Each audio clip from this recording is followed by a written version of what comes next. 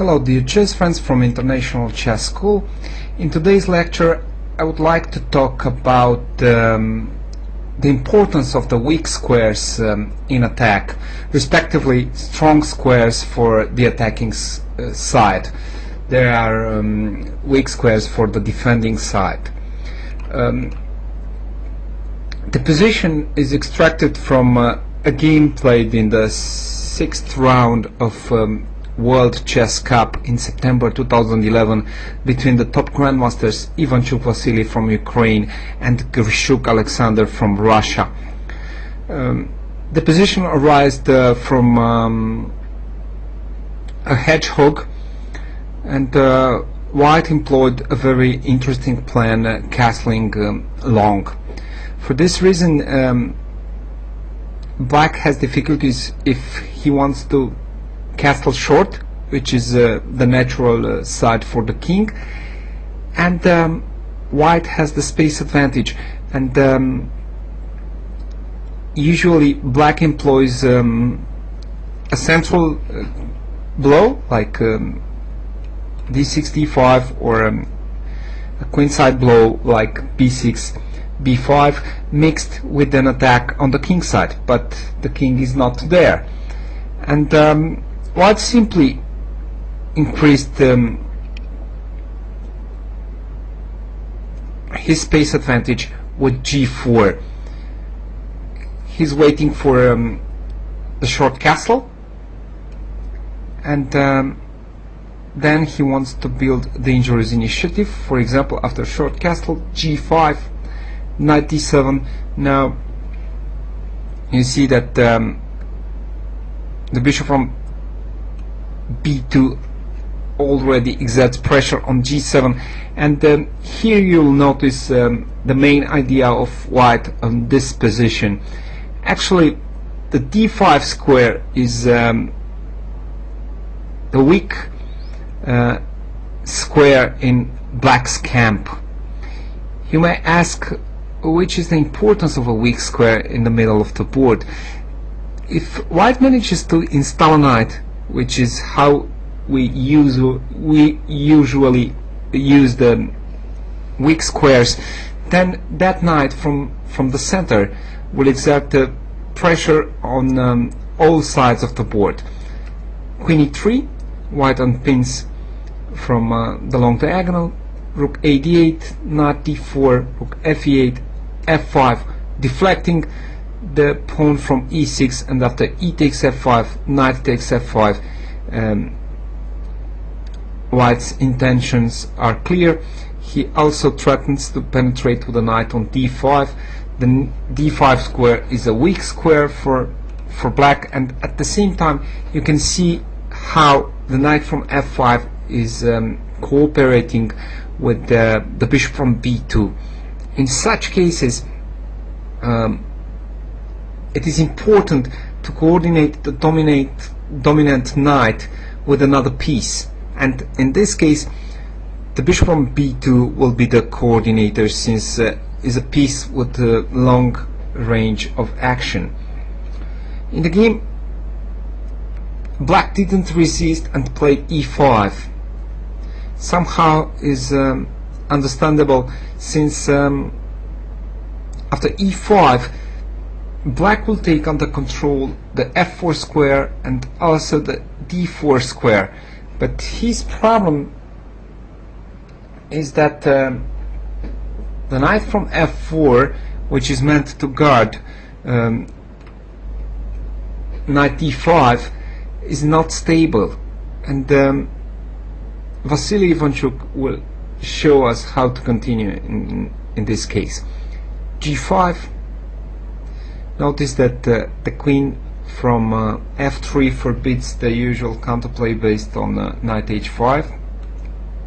From h5 to knight can land on f4, knight d7, f5, knight f4. Now Black is in a very difficult situation. He can't castle short, and he'll try to castle long, but white has the space advantage, which means that it has a better flexibility of his pieces, and he can quickly transfer the major pieces along the ranks.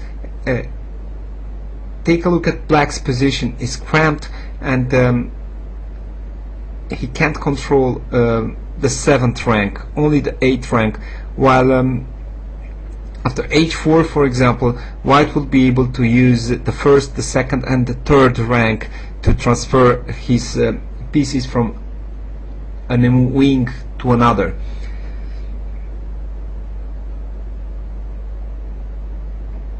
White played rook g1. Nice idea.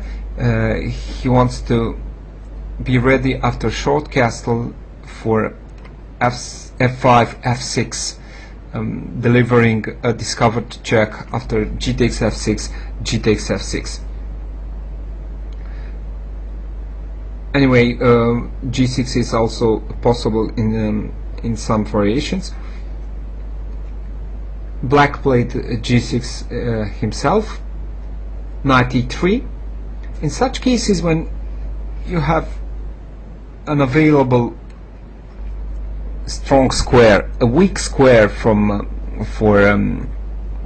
black, you have to assure yourself that you will be able to penetrate there with the knight, and the knight has to be stable and coordinated with other pieces.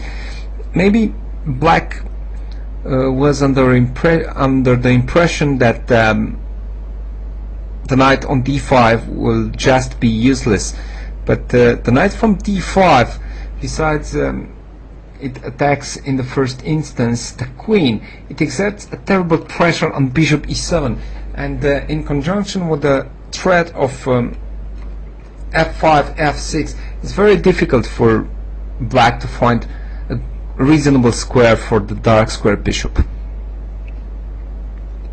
Knight e5, knight c5, h4, defending the pawn and preparing the next rook maneuver. Bishop c6, rook g4, queen b7.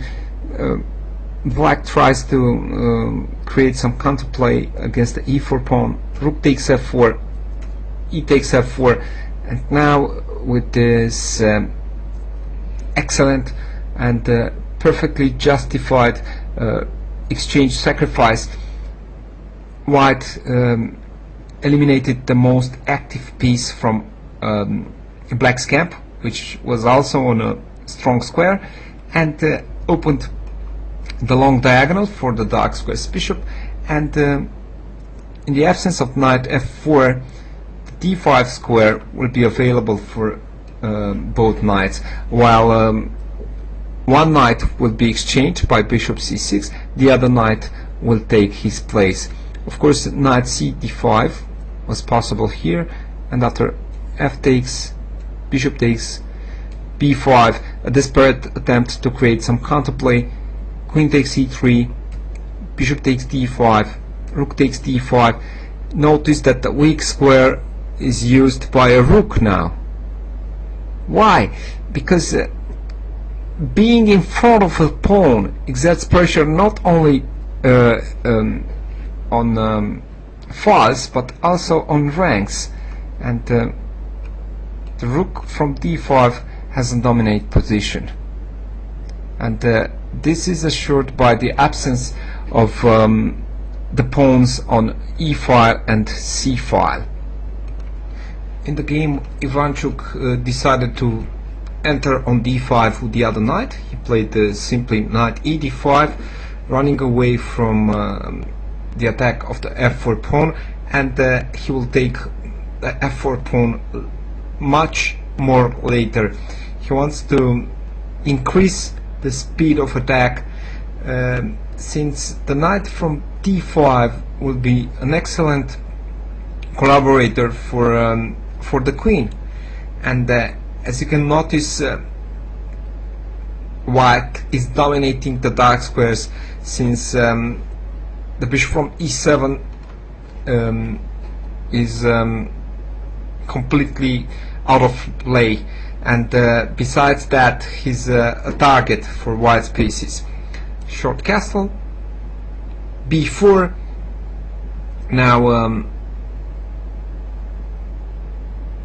white exerts a double threat. It attacks the knight, and if the knight goes to d7, b5 will follow at some point. Of course, knight d7 will be met directly by knight takes e7, but there's another threat to trap the bishop from c6 in that case. Knight a4, knight takes a4, bishop takes a4, rook c1. I will flip quickly through the moves. King b8 and b5, trapping the bishop. Anyway, black's extra rook from h8 doesn't participate to the battle, while white will be able to attack the queen side with all his pieces. G takes f5, queen a3. White decided to transform the attack into a material advantage. F takes e4. Now b takes a6, queen takes a6, and knight takes e7. White is decided to preserve the powerful knight from d5 and to return back. Queen a7, bishop takes h8, rook takes h8. Suddenly white has an extra piece. Queen takes d6, queen c7, queen f6, rook d8, knight d5. The knight comes back to d5 in order to cover the d file. Absolutely no counterplay for black. Queen d6, queen takes f4, queen takes f4, knight takes f4, rook d2, bishop e2, rook d4, and again knight d5. One more time the knight is returning to that powerful position which was determined by black's 16th move, e6, e5, king b7, rook f1, rook d2, rook takes f7, king a6, a3, and the knight from d5 will deliver the decisive blow, knight b4 followed by rook a7 mate. Please remember this idea: deflecting the e6 pawn and then conquering the d5 square will assure an important reason for a future piece superiority, and in this case helped by the pawns, white had also the space superiority. The next game, the next position actually is extracted from a game also from September 2011, played at the FIDE Women Grand Prix between the women grandmasters Ruan Luafei from China and Yildiz Betül Cemre from Turkey. And again we have this knight. Actually the position arose from the Vienna opening, where this pawn structure e5, d5 allows sometime the appearance of a knight on d5. In this case, the best way to get rid of the knight for black is to play knight e7 and exchange the knight immediately. Otherwise, as you will notice, since because of the knight from d5, white will gain decisive advantage in the end.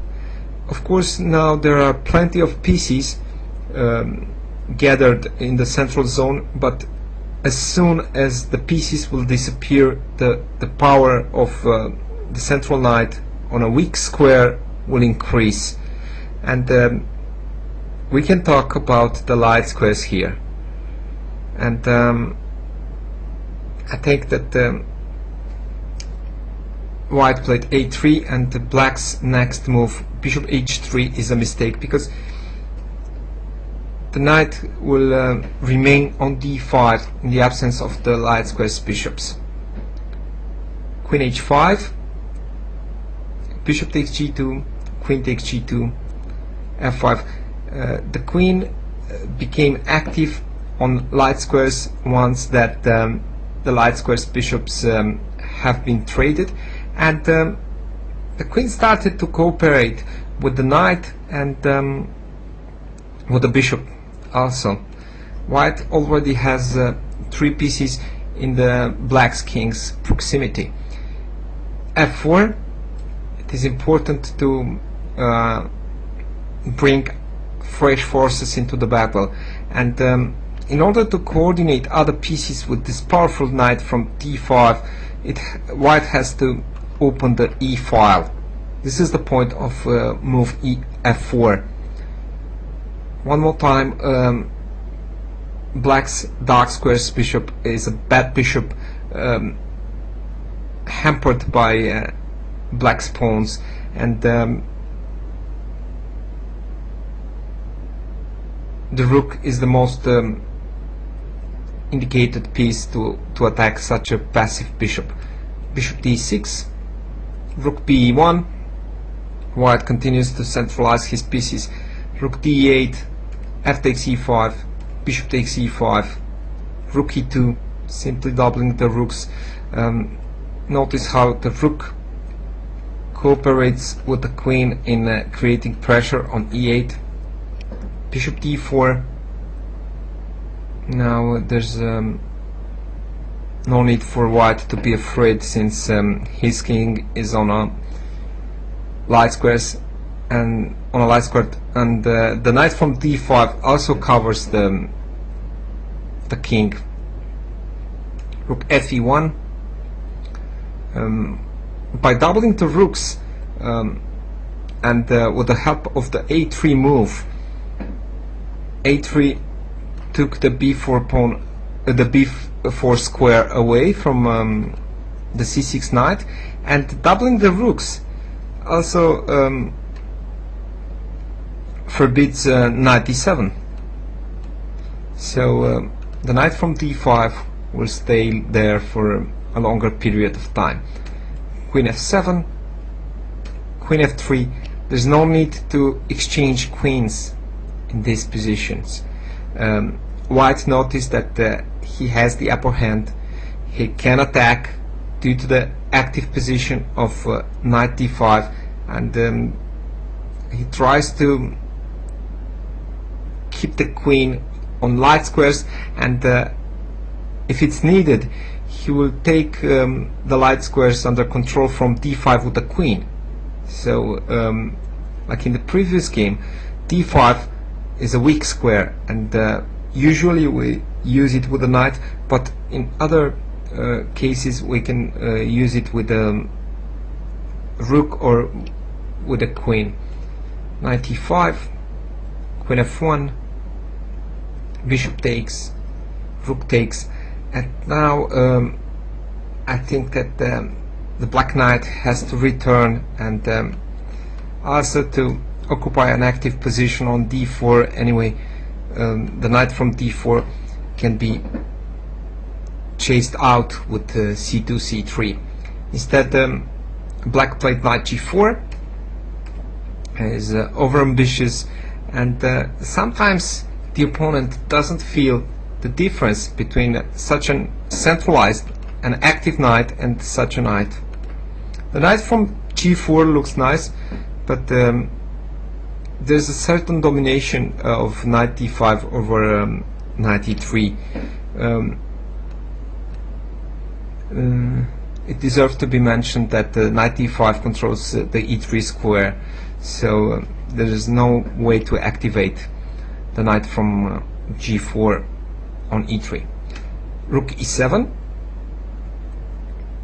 rook takes e7, rook takes e7. White had 2 rooks on the e file, black only one, and now after one pair of rooks have been exchanged, the rook managed to penetrate on the 7th rank. Even if the material is reduced, white has a serious advantage. Queen g6, h3, knight f6, Eventually the knight arrived on a square where he can challenge the knight from d5, but it's a little bit too late. White played knight f4. I suppose that it was a time trouble, since black played a horrible move here, queen h7. Queen g5 was preferable, but after h4, queen g4, queen f3, queen takes f3, king takes f3, white has the upper hand. He has an active queen, and beside that an active rook, and black probably will have to chase the rook from e7. One of black's problem is that he can't push g7, g6 in order to defend the vulnerable pawn from f5, and on the queen side his pawn structure is rather rigid, while the d4 square is hotly available for the black knight. White can easily activate his knight on c6 or c8 in order to attack. From c8 it will attack both pawns. Instead of the natural move queen g5, black played queen h7, and sometimes it's all what's needed in order to create a local piece superiority. You need one of your opponent's pieces to be out of play, and you can launch a decisive attack. Queen e2.